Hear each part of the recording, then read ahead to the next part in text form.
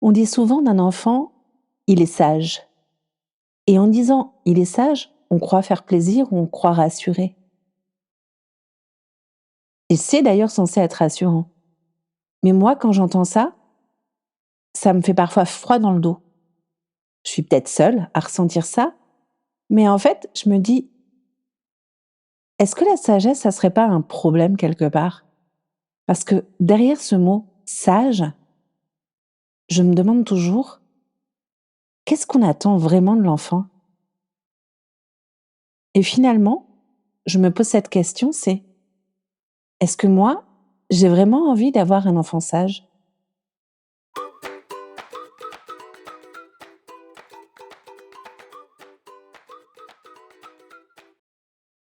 Bienvenue dans l'Odyssée d'un parent d'aujourd'hui, un podcast pensé pour les parents, par une maman.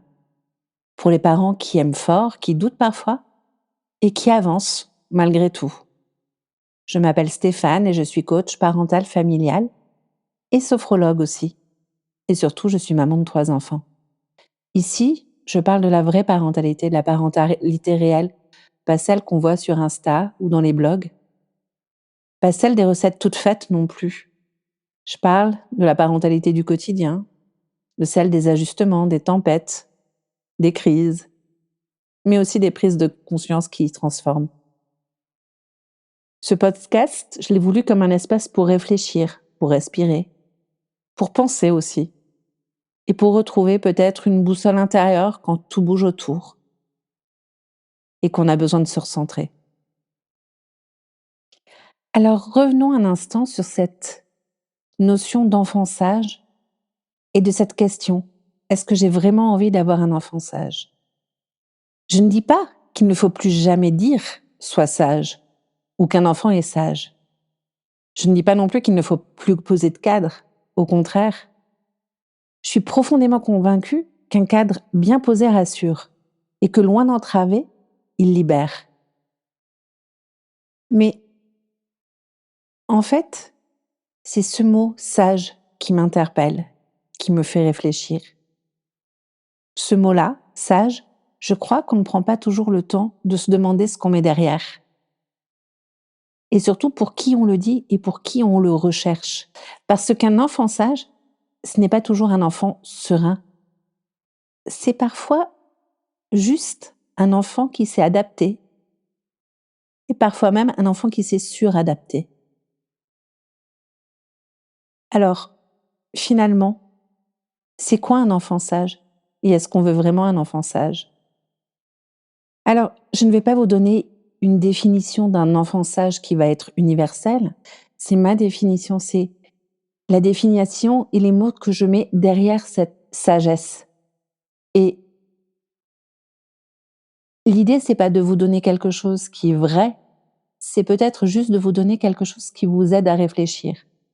Parce que moi, je me suis jamais interrogée dessus jusqu'à ce que je me dise: «Bah, finalement, est-ce que j'ai envie d'un enfant sage?» Donc, vous n'êtes pas obligé de partager mon point de vue. Juste prenez le temps de l'écouter et posez-vous des questions sur ce que ça veut dire pour vous. Pour moi, quand on me dit qu'un enfant est sage, on est d'accord qu'on ne parle pas forcément de sagesse au sens philosophique du terme. On parle plutôt d'un enfant qui obéit, qui ne dérange pas, qui ne fait pas trop de bruit, qui ne déborde pas trop, qui rentre bien en fait dans une case, on va dire. J'ai l'impression que souvent, quand on parle d'un enfant sage, on parle d'un adulte miniature quelque part, d'un adulte dans un corps d'enfant. On attend de lui un comportement d'adulte alors qu'il n'est un enfant. Mais j'ai envie de vous dire qu'un enfant sage n'est pas forcément un enfant qui est en sécurité. C'est parfois juste un enfant adapté, parfois suradapté. Et ce qui me trouble là-dedans, ce n'est pas tant l'enfant que ce que cette sagesse renvoie et vient rendre inconfortable pour nous, les adultes, les parents. Alors une fois qu'on a dit ça, la question n'est certainement pas: est-ce qu'un enfant doit parfois obéir? Parce que bien sûr que oui, il doit parfois obéir. La vraie question pour moi, c'est: est-ce qu'on préfère un enfant qui obéit ou un enfant qui réfléchit? Alors, clairement, les 2 ne sont pas incompatibles. Je ne vais pas opposer un enfant qui réfléchit à un enfant qui obéit. Mais j'ai envie d'apporter une nuance. Obéir sans réfléchir, sans comprendre, sans pouvoir dire non ou sans avoir le droit de dire non, ça me met mal à l'aise. Parce qu'un enfant qui réfléchit, c'est un enfant qui apprend à évaluer, à sentir ce qui est juste pour lui, à exercer son libre arbitre. Et ça ne fait pas toujours un enfant tranquille. Et oui, bien sûr qu'il y a des moments, en fait, où cette sagesse est attendue, et c'est OK, et qu'on ne peut pas demander à un enfant de 2 ans, un enfant de 6 ans ou un ado de réfléchir de la même manière. Parce que ça va aussi dépendre de l'âge, de son autonomie et de sa maturité.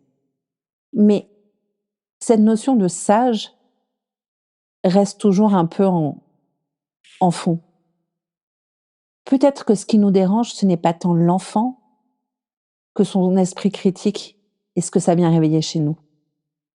Des questions qu'il peut poser, de ce non qu'il peut dire, ou de cette opposition qu'on pourrait croire qu'il a. Et finalement, un enfant sage, est-ce que c'est un enfant qui obéit, qui se tient tranquille? Ou est-ce que c'est un enfant qui réfléchit et qui devient un peu sage au sens philosophique du terme? Peut-être que ce qui nous dérange, ce n'est pas l'enfant, mais ce que son esprit, critique ou pas, vient réveiller chez nous. Et les questions qu'il pose, bien sûr. Je me suis moi-même définie longtemps comme une enfant sage. Alors, mes parents ne seraient pas forcément d'accord, mais en fait, j'étais une enfant sage. Je n'ai pris conscience assez tard.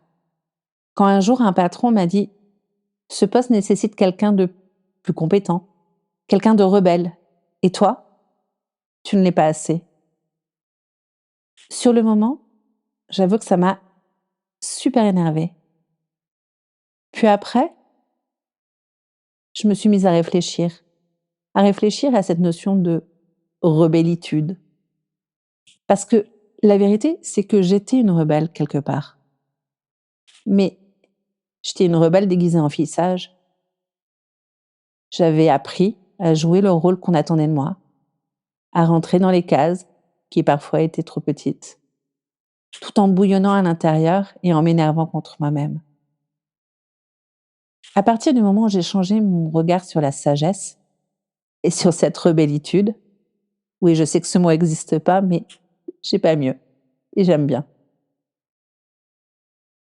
Donc à partir de ce moment-là, j'ai aussi changé ma manière d'être moi et quelque part aussi ma manière d'être parent. Pourquoi?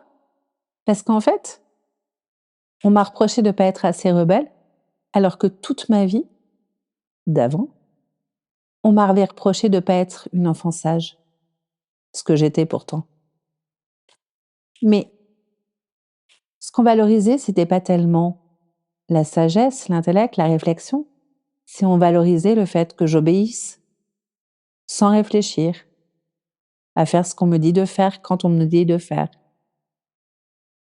Et c'est ça, en fait, qui pose problème, quand on valorise l'obéissance sans espace de réflexion.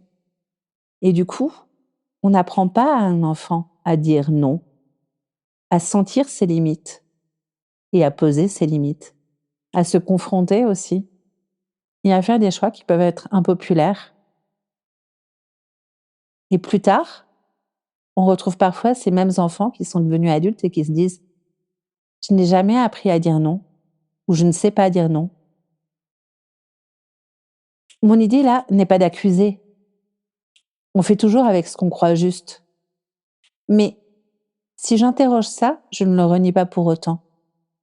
Ce que je vous invite à faire, c'est à réfléchir à ça. Et peut-être à faire évoluer les choses. Et je veux être très très claire. Dire tout ça ne veut pas dire laisser tout passer. Un enfant sage et un enfant qui réfléchit, on ne les oppose pas. quand bien même on apprend à notre enfant à réfléchir, à dire non, et cetera, c'est pas pour autant qu'on laisse tout passer. Parce qu'il en a besoin pour se structurer. Il en a besoin pour grandir. Il en a besoin pour être sécure. Donc dire tout ça, ça ne veut pas dire non plus ne plus poser de cadre. Le cadre reste essentiel. Mais un cadre qui sert la relation et pas un cadre qui obtient systématiquement le silence. Donc si je reviens au début, la question n'est pas faut-il des enfants sages ou pas, mais plutôt qu'est-ce qu'on appelle à être sage? Pour moi, être sage, ce n'est pas forcément se taire, ce n'est pas se conformer pour faire plaisir à. C'est pouvoir réfléchir, ressentir, choisir et accepter aussi qu'on puisse être sage à temps partiel. Et réfléchissez juste la prochaine fois que vous direz à votre enfant sois sage, qu'est-ce que vous attendez exactement de lui à ce moment-là? Qu'est-ce que vous auriez envie de lui dire pour clarifier cette demande en fait? Et demandez-vous à qui est-ce que ça va être utile? Et pourquoi ça va être utile? En quoi ça va être utile? Et j'ai envie de retourner un peu la question en disant que la vraie question n'est pas de savoir si nos enfants sont sages, mais est-ce qu'ils se sentent assez en sécurité pour penser, ressentir et dire non, même quand ça nous bouscule, nous les parents? Moi, je ne veux pas forcément d'un enfant sage. Je veux des enfants qui sont capables de penser par eux-mêmes, des enfants qui peuvent dire non quand c'est juste pour eux et de dire oui quand ils le choisissent, même quand moi ça me dérange, même quand moi ça me bouscule.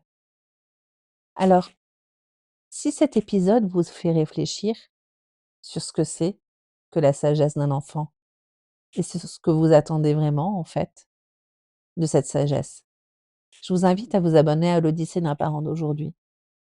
Vous pouvez aussi partager cet épisode à un parent que cette question traverse, sans forcément savoir comment la formuler. Merci d'avoir fait ce bout de chemin avec moi et on se retrouve très bientôt pour la suite du voyage, ou plutôt de l'Odyssée. Au revoir.